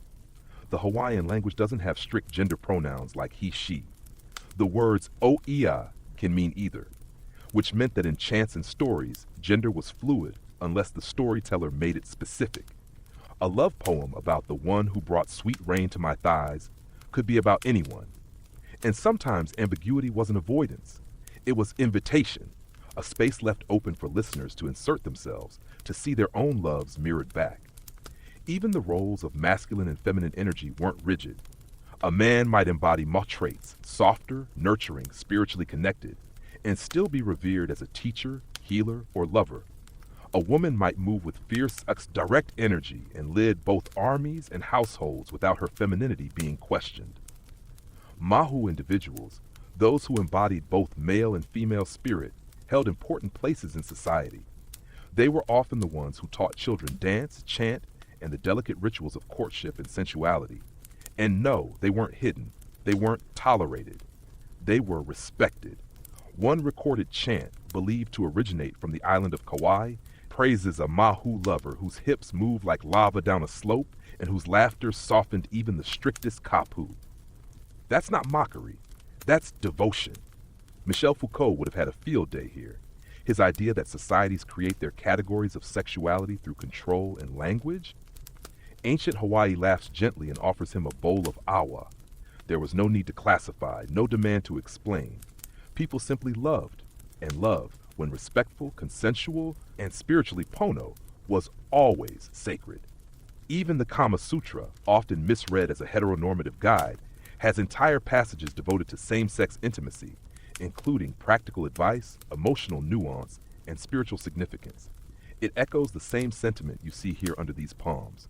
Pleasure and love are not limited by gender. They're limited only by how deeply you're willing to listen. Back in the clearing, someone begins to play a pahu drum. The women rise and begin a slow hula, feet grounded, hips fluid, hands tracing patterns in the air that speak of longing and reunion. The chant tells the story of two flowers growing from the same stem, separate yet always leaning toward each other in the wind. You look around and notice no one stares, no one whispers, no one makes a spectacle. That's the most revolutionary thing of all. Here, love is allowed to exist without commentary. You close your eyes and imagine what it might feel like to live in a world like this, where your desires are neither weapon nor wound, where your love poems don't require footnotes, where the people you long for are reflected in the stories of your ancestors, not erased from them. And then you hear one more chant, a whisper almost, a voice behind you reciting something soft, ancient. I came to the sea looking for salt and found your kiss instead. You don't know who it's for, but you know it's true. The air thickens as you wander inland again, away from the coast and into denser trees. The ferns grow taller here, arching overhead like the ribs of some great sleeping god. The night birds call out once, then fall silent, as if they too are listening. The ground underfoot is softer, springy with fallen leaves and damp moss. You feel like you're being led somewhere, not by people this time, but by story itself. Because now we descend deeper, into myth, into legend, into the lush and unpredictable realm where mortals and gods blur, where Pele, Cain, and other divine beings walked among humans, not just in dreams, but in desire. Tonight, you learn what it meant when the gods didn't just create life, but sometimes made love to it. Welcome to the world of gods who desired mortals. You arrive at a lava rock outcrop carved with deep grooves, natural basins filled with rainwater. A woman kneels beside one now, gazing at her reflection. Her hand traces circles in the water, slow and deliberate. Someone leans in and murmurs, "She's waiting for him." You're about to ask who when the chant begins. The voice tells of Pele, goddess of fire, volcanoes, and passion, she who shaped the islands with rage and longing. Pele is famous for her temper, yes, but more than that, for her appetite, for men, for women, for poetry. And when she took a mortal lover, it wasn't just lust, it was transformation. One of the most enduring tales is of Pele and Heiau, a mortal chief of Kauai. She saw him in a dream, fell in love instantly, and sent her spirit to seduce him before her body could follow. He agreed, enchanted by her fiery grace. But when her mortal form finally arrived, he hesitated, and in her fury, she burned his house to the ground. And then she brought him back to life. Historians still debate whether Heiau's story is a warning or a love poem. Did Pele destroy him out of jealousy, or was his death and resurrection symbolic of spiritual rebirth? Either way, their union is remembered not just for its drama, but for its intensity. He was her equal only in willingness, never in power. And then there's Cain, the life giver, the god of fresh water and forests. Where Pele was flame, Cain was breath. Where she demanded, he offered. And yet Cain too had his moments of desire. He often appeared in the form of handsome men, musicians, fishermen, travelers, seducing mortals with laughter and knowledge. A tale from Maui speaks of Cain approaching a lonely farmer during makahiki. The farmer had no partner, no children, no fortune. But each night he sang lullabies to the moon. Cain came to him disguised as a healer and asked to share a meal. They stayed together for 3 nights, and on the 4th morning, the farmer awoke to find his lo'i, taro patch, bursting with abundance. The chant says Cain left behind a single gourd filled with water that never ran dry. A quirky motif in these tales? The gods often mark their lovers with gifts of nature, a rare blossom that never wilted, a tattoo that shimmered under moonlight, or the ability to sing to animals. Not power exactly, more like a divine thank you note. proof of the intimacy and a reminder that the gods never forget who they've loved. You move now toward a grove of lehua trees, their red blossoms trembling gently in the night breeze. Here, another legend unfolds, this time of Hiaka, Pele's sister, whose journey across the islands brought her into many entanglements, one of them with a mortal woman named Hopo. Their story is tender, tragic, and defiantly queer. Hopoi taught Hiaka to dance, to feel joy again after long travels. They became inseparable. Some say they were lovers in every sense. And when Pele, in a jealous rage, destroyed Hopo, Hiaka wept molten tears that turned the sand black. Even now, on certain beaches, locals will point to a rock formation said to be Hopoi's body, forever dancing, hips swaying in the surf. Michel Foucault's concept of power flowing through relationships is almost too tidy for these stories. Because here, power isn't just political, it's elemental. When a god desires you, it's not domination, it's fusion. Your identity becomes part of the island's mythology. Your story carved in lava, painted in stars. And while some of these tales are told with caution, beware the god's jealousy, the risk of losing yourself, many are told with pride. To be chosen by a deity was an honor, a mark of beauty, wisdom, openness. You didn't survive it unchanged, but you were remembered. Even the Kama Sutra nods to this idea, the concept that intimacy with someone of spiritual depth, even a guru or mystic, could act as a doorway to higher awareness, that the moment of surrender could be a moment of awakening. Back in the grove, someone offers you a small lei. It's made of woven fern and a single lehua blossom. For when you dream, they say, impress it into your palm. And that night, as you finally lie back beneath the stars, you find yourself wondering, what if love wasn't about possession or explanation, but about recognition? What if the person who sees you most clearly, who touches you without touching, isn't human at all? The gods here are close, and sometimes they fall in love too. You wake slowly, still tangled in the softness of that last legend. Pele's fire, Hiaka's sorrow, the god's footsteps pressed into mortal sand. But the air has changed. It's cooler now, the breeze more insistent. Above you, the moon is round and bright, like a pearl suspended from heaven by invisible string. Something about the light feels personal. It strokes the ground in silver, highlights petals, illuminates the paths between stones. You feel it in your skin. This is not just any night. It's one of her nights. Because now we step into the quiet, sacred terrain of the moon, menstruation, and sacred cycles. You walk slowly toward a ridge overlooking a valley of taro fields. Below, a group of women sits in a wide circle on woven mats. They hum softly, no words, just tone. Their hands rest on their bellies or knees. Around them, bundles of herbs lie open, alea salt, red tea leaves, wild ginger root. They are practicing mo'owahin tradition, the honoring of women's time. A phase some might call menstruation, but in this world it was never that time of the month. It was a sacred returning, a spiritual reset, and yes, in many ways, a cosmic alignment with the moon. In traditional Hawaiian culture, a woman's cycle was not considered shameful or inconvenient. It was a sign of power, of connection, of embodiment. Menstrual blood wasn't just biology. It was the reminder that she too held the potential to create, to bleed without injury, to purge without illness. Historians still debate how structured these rituals were. Some say specific heiau menstrual houses were built in every village where women could rest, chant, or simply exist without demands. Others argue these practices varied by island and lineage. But the themes echo consistently. Separation not for shame, but for reverence. You're invited to sit at the edge of the circle. A woman hands you a bowl of warm herbal tea made from laue fern and pua kinikini blossom. She says nothing, but her eyes are kind. Around you, the hum continues, steady, unbroken like wind through long grass. In the center of the group lies a kapa cloth dyed with natural red pigment, not garish, not hidden, just there, as open as breath.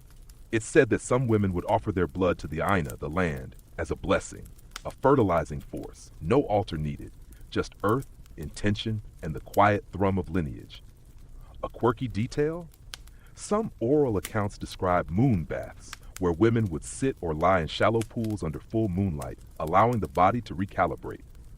They weren't trying to cleanse themselves, they were syncing, matching their rhythm to the sky. It's not so hard to imagine, really. Look at the ocean. It follows the moon, Why wouldn't your body?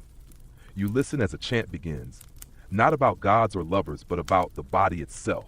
It names the parts: hulu, uma, chest, opu, belly, wawai, feet.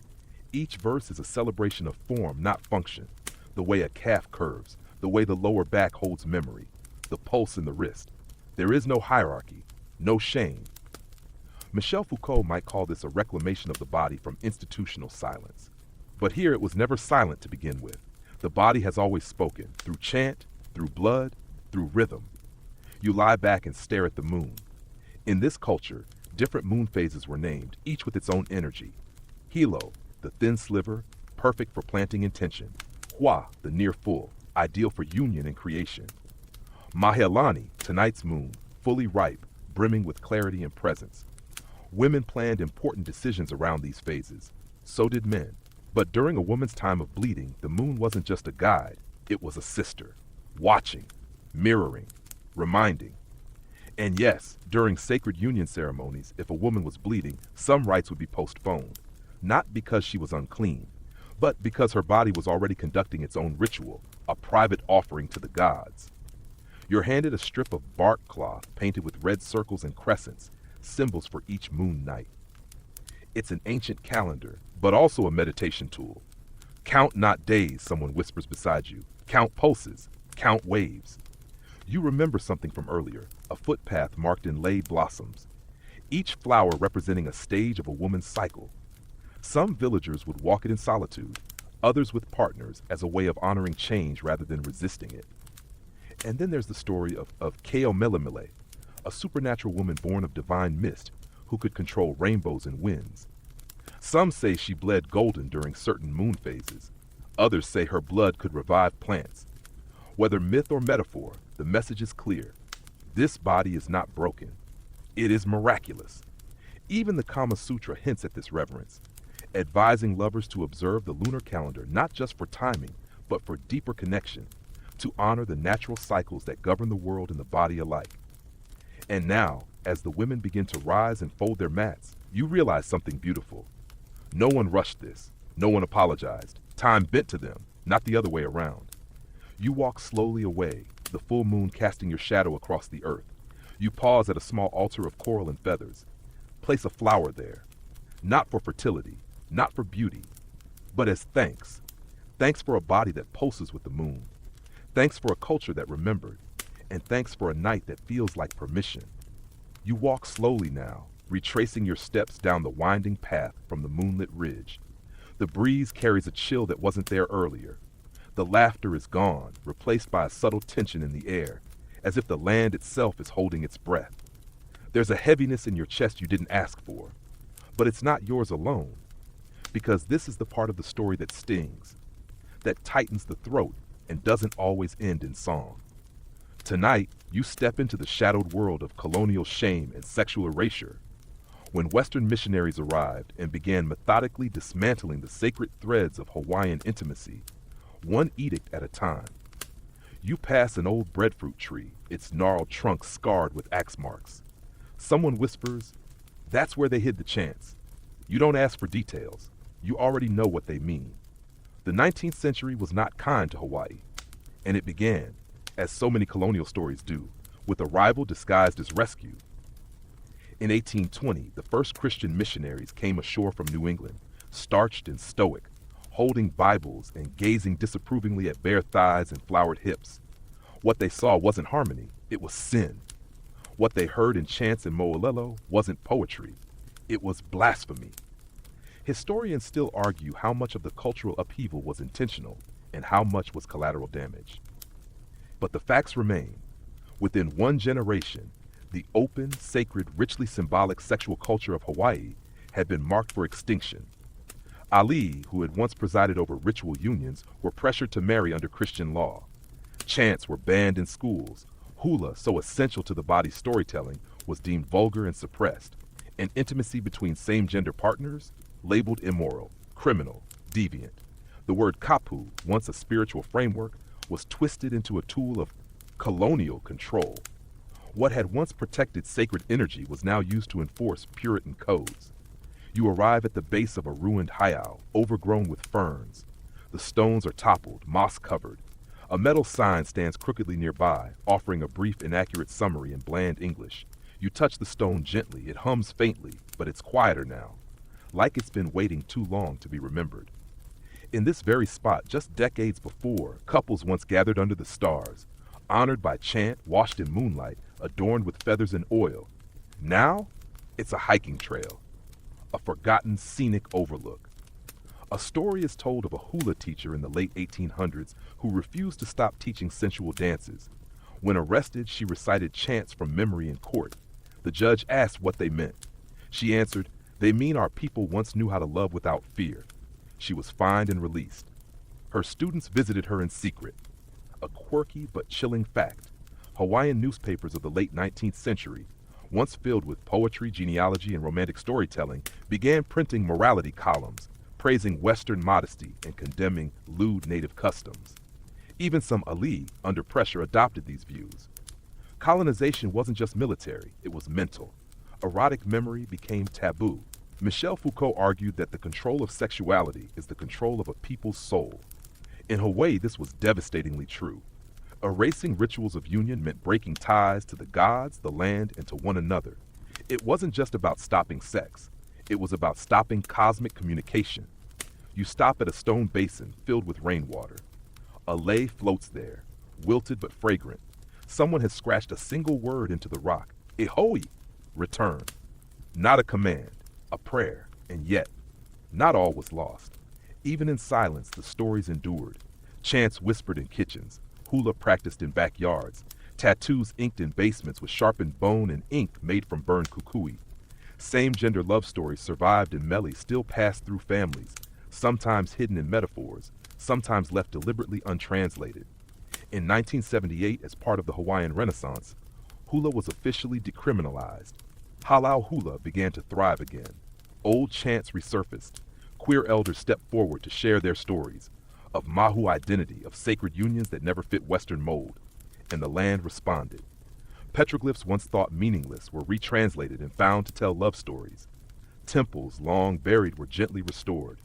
And here you are, sitting in the middle of it, a visitor, a witness, a quiet carrier of what's being remembered. Even the Kama Sutra, in all its poetic complexity, was nearly erased by Victorian translators, scrubbed clean of queer references, of spiritual sensuality, of its deeper purpose. But it survived, and so did this place. You walk now back toward the torchlit grove, your hands brushing the tall grass. You think of the songs buried in tree trunks, the dances hidden behind curtains, the lovers who kept loving. Because love, like water, finds a way through stone. And now, so do the stories. You return to the temple grounds just as dawn begins to tease the edges of the sky, brushing the clouds with soft coral hues. It's still early. Most of the island sleeps, but the energy here is shifting again. You can feel it. Less inward now, more expressive. Less moonlit mystery, more firelight performance. Because now we step into the visible, the artful, and sometimes the cheeky, the world of erotic art in petroglyphs and hula. You make your way toward a low ridge overlooking an open stone terrace. The ground is warm from hidden lava veins below, and a slight mist clings to the grass like dew. Ahead of you, carved into the black stone, are dozens, no, hundreds of images. Some are stick figures, arms wide in greeting. Others are more detailed. And yes, some are very intimate. These are ki pohaku, ancient petroglyphs, stone etchings left by ancestors to tell stories, mark lineages, and preserve knowledge. But here's the twist most tourists miss. Many of them are explicit, not pornographic, not dirty, just real. Bodies in union, lovers entwined, women reclining, men kneeling. Some images include flowers, birds, or waves, symbolic cues to indicate mood, timing, or even location of the rendezvous. Historians still debate the full meaning of these petroglyphs. Were they personal memoirs, public instructions, offerings to the gods, probably all of the above. What's clear is that they were carved with intention and without shame. You sit on a smooth stone and run your fingers along one such figure. A man with a curved back, holding hands with a smaller figure beside him. Between them, a spiral, a symbol of time, fertility, breath. The story isn't written in words, it's felt through shape. Nearby, a guide begins to speak softly to a group of young dancers. He gestures to the figures with reverence, not embarrassment. This one shows how the moon guided the meeting. That one, that's two lovers saying goodbye. The curls in the corner mean memory. No one giggles. No one averts their eyes. Because here, eroticism isn't scandal. It's a form of history. And the most powerful way that history is kept alive? Hula. You've seen glimpses of it before tonight. Brief dances, symbolic gestures, hips swaying in slow rhythm. But now, as the sun begins to rise behind you, a group assembles on the terrace. They wear traditional pa'u skirts, flower leis, and expressions of deep concentration. This is hula kahikorm. No guitars, no smiles for tourists, just drums, chants, feet on stone. The chant begins, low and guttural. It tells the story of a woman waiting beneath a breadfruit tree for her lover to return by canoe. The verses describe his shoulders, his scent, the sound of his paddle breaking the waves. The dancers move in sync, each gesture precise, that's each footfall a syllable. And then in the second verse, she dreams of his return. Her hands trace a rising tide. Her hips mimic the swell of longing. She closes her eyes and becomes the waiting. You realize you've stopped breathing.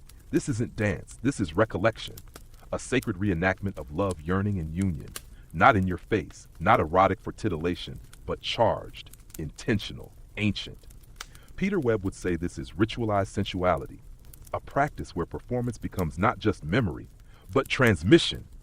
These dancers aren't pretending, they're inhabiting, and through their bodies, they're teaching you how the ancients loved, what they noticed, how they waited. A quirky hula footnote? Some chants were composed in code, full of double meanings and innuendo. A reference to plucking lehua blossoms might also mean forbidden trysts. A line about a bird's call could mean a secret message passed through song. Entire dances were performed to say, "Meet me after the harvest," or "I forgive you," or "Last night was unforgettable." And the audience? They knew how to listen. Even colonizers, despite their best efforts, couldn't erase this form of knowledge.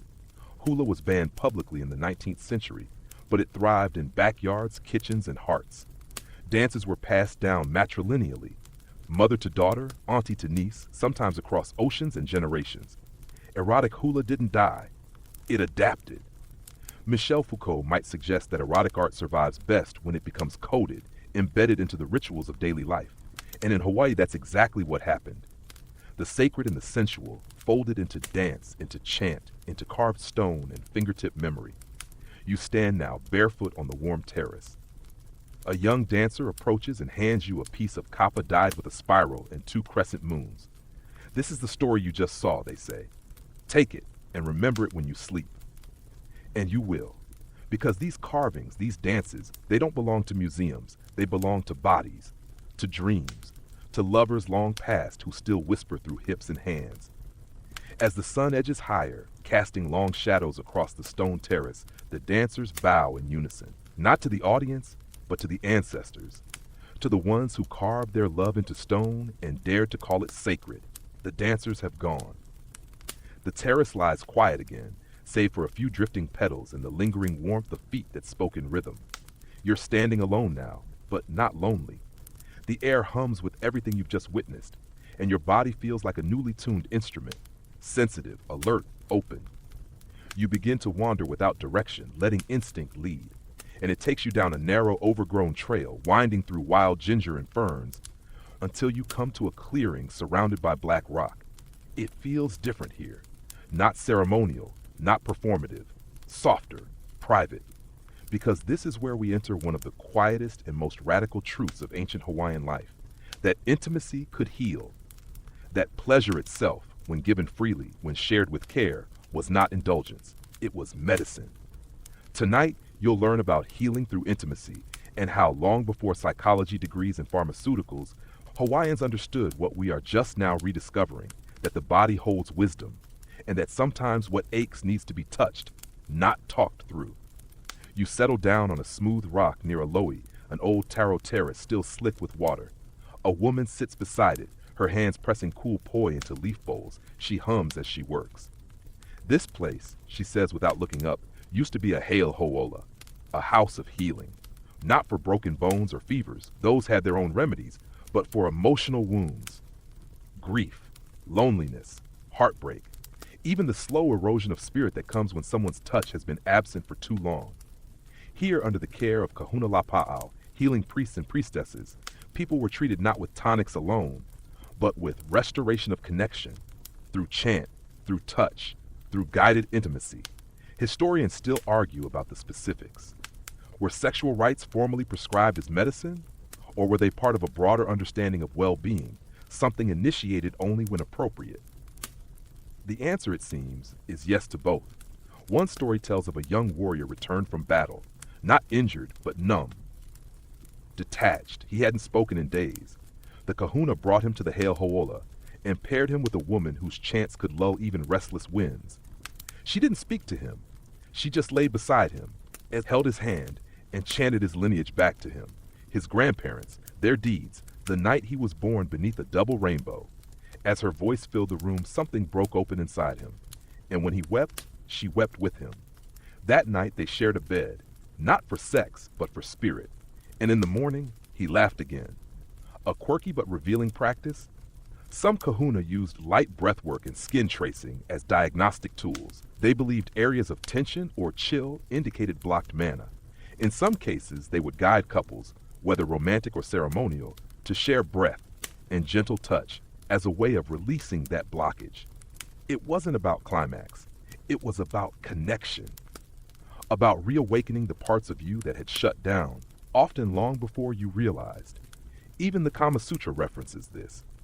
Beyond its positions and suggestions lies a philosophy that intimacy, when rooted in trust and patience, is a spiritual realignment, a harmonizing of one's life energy through another's presence. You watch now as a young couple arrives in the clearing. They sit beside the water, legs barely touching, eyes fixed on the ripples. The man offers a flower. The woman presses it to her cheek. They don't speak, but you feel something settle between them, something unspoken, remembered. A soft chant begins, led by the healer sitting across from you. May the warmth in your chest become wind. May your breath clear the clouds. May your hands return you to yourself. You close your eyes. The idea that sex is a form of healing might sound revolutionary in some modern circles. But here, it's obvious. You are made of land, ocean, fire, wind. When something hurts, the cure doesn't always come in bottles. Sometimes it arrives in a shared meal, a long hug, or the steady rhythm of breath against your back while you sleep. One kahuna lapa'au believed that every person carried an internal tide, and that when two people who loved each other moved in sync, their tides aligned, allowing sorrow to ebb. You breathe deeper now, sensing your own rhythm slowing. Your jaw unclenches, your shoulders drop, and you think back to every moment on this journey, the hula, the chants, the food, the flowers. All of it has been healing you without you noticing. Even Michel Foucault admitted that power structures around intimacy can suppress, but they can also reveal. They force us to notice where we've been numbed. And here, in this clearing, nothing is hidden, nothing is shameful. Even grief is allowed. You're handed a small gourd of infused oil, sweet with lemongrass and olena. Massage it into your chest, the healer says. It helps the heart remember. You do as instructed. The warmth spreads quickly, thus surprising you with how tender your own body feels. Not aroused, not sad, just awake. This is what they knew. That healing doesn't always come from fixing. Sometimes it comes from being held, from being touched with reverence, from hearing someone whisper your name in rhythm with the sea. The oil still lingers on your skin, faintly fragrant, warming your chest with each breath. The sun is rising higher now, painting long golden stripes across the earth, and the temple grounds begin to shift into a quieter stillness. It's not silence, not absence, just the kind of calm that comes after release. You feel lighter, like something heavy you didn't even realize you were carrying has been set down. And as you walk slowly back toward the upper gardens, you notice a group of elders gathered around a tall, feather-topped staff. They're preparing something. This is where the journey begins to loop back on itself.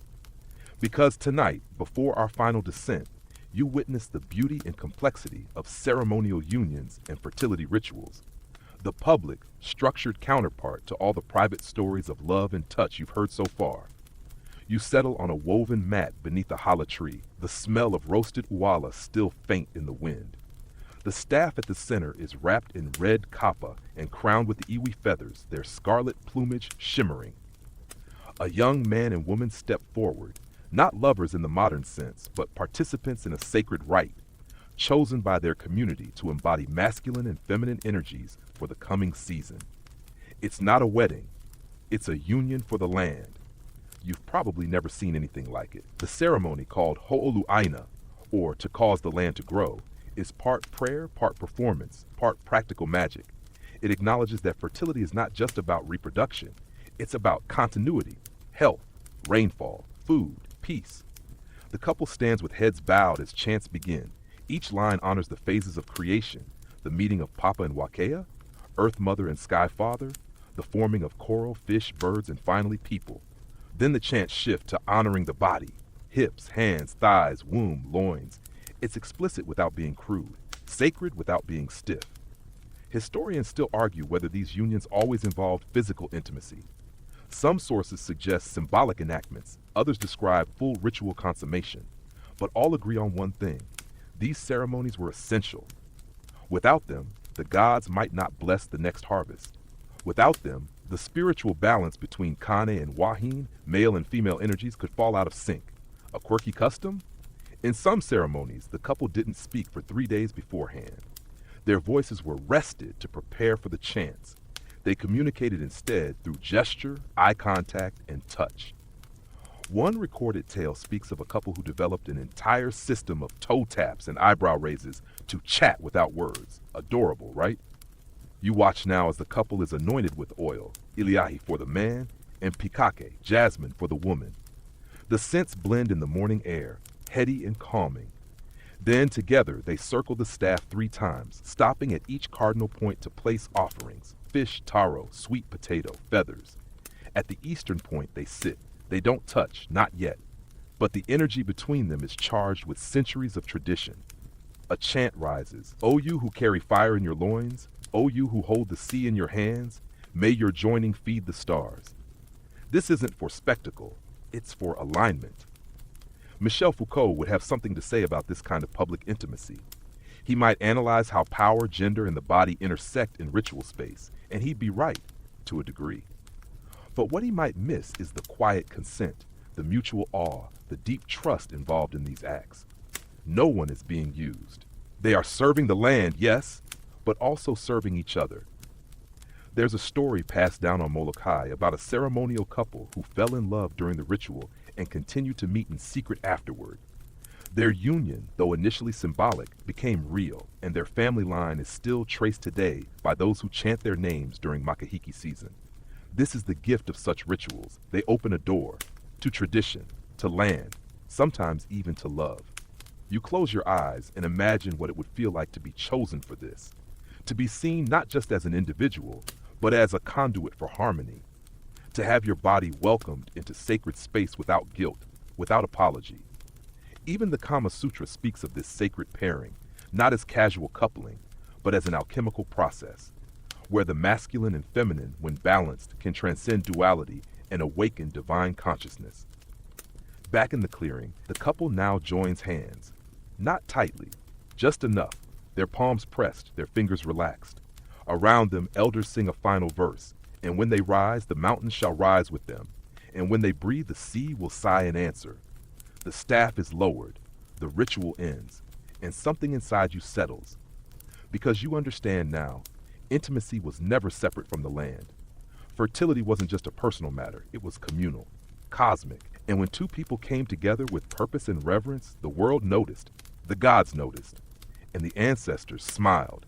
You linger in the space after the ritual ends, feeling its echo ripple outward, not just through the clearing, but through your chest, your breath, your sense of time.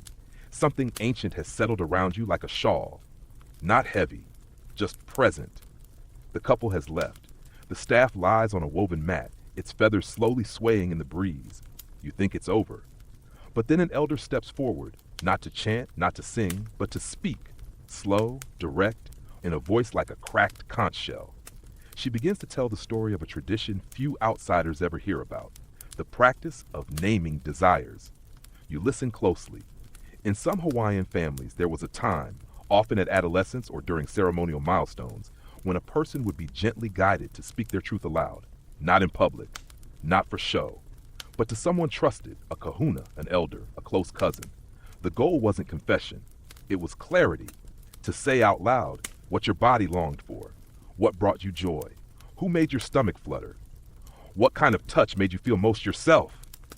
No shame, no judgment, just naming. The belief was simple. If you couldn't speak your desire, how could you ever hope to honor it? And if your desires were never dishonored, then neither were you. Historians still debate whether this practice was universal across the islands or limited to specific clans. But its spirit survives in Mo'olelo in chants that describe moments of self-discovery, not with confusion, but with pride. One story tells of a boy who admitted his first desire was for a fellow canoe paddler, not because of his strength, but because of how gently he tied knots. The kahuna smiled, handed him a lei, and said, "Then he is your lesson." A quirky addition? Some families created nickname chants, short verses sung at bedtime or after bathing, celebrating the person's favorite sensations or gifts. O kamea hiamoi I lalo ke kukui, she who sleeps beneath the kukui tree, or kaona o kopu'wai, the sweetness of your chest. They weren't always romantic, just true. Peter Webb once noted that eroticism isn't just about bodies, it's about the space between what is felt and what is said, and here that space was honored, not avoided. You lie back on the grass now, letting the sun warm your arms. The elder's voice continues, almost like a lullaby. She explains that in ancient Hawaii, to love was to listen, to your body, to the land, to your ancestors, but also to your yearning. That's why love songs weren't always directed at people. Some were sung to places, a mountain that stirred memories, a beach where a first kiss left footprints, a tree that held your secrets. Because desire didn't need a target, it just needed recognition. Even the Kama Sutra reflects this subtle truth, that desire is not always consummated, but it is always sacred when held gently. Back in the clearing, a young person approaches the elder. They're shy but curious. She smiles and says nothing, just hands them a smooth river stone. "Name it," she whispers. "That's how we begin." They do, and with that, the story circles closed. Not with a bang, not with a declaration, but with a whisper of permission to feel, to long, to remember. Because this is what you've learned here tonight, walking barefoot through centuries, that sex in ancient Hawaii wasn't just a thing to do. It was a way to be aligned, to be seen, to be sacred. And even when those stories were silenced, they didn't die. They waited for listeners like you. So now, as the wind quiets and the shadows lengthen, let's take a moment to breathe together, to hold the memory of this journey not just in your head, but in your bones, in your heartbeat. The temple falls silent again, but you are full of song. The sun has now dipped behind the hills. The air is soft again, like warm fabric settling over your shoulders. You hear only distant waves and the rhythmic creak of trees as they sway gently in the breeze. The stories have all been told. The drums have gone quiet. The lei is drying slowly at your side, and now you rest. Let your breath fall into rhythm, slow, even, like the sea you've walked beside tonight. In and out. In and out. Everything you've learned about love, about touch, about sacred breath and blooming hips can stay with you or float away. Either is fine. There's no quiz, no lesson, just memory passed gently from one voice to another. You are safe now, wrapped in chants older than empires, warmed by the glow of fires long extinguished but still remembered. Let your limbs grow heavy. Let your eyes soften and close. The gods are no longer watching. They are sleeping too. And you are drifting slowly like a canoe on calm waters. No destination. Just peace, just stillness, just rest.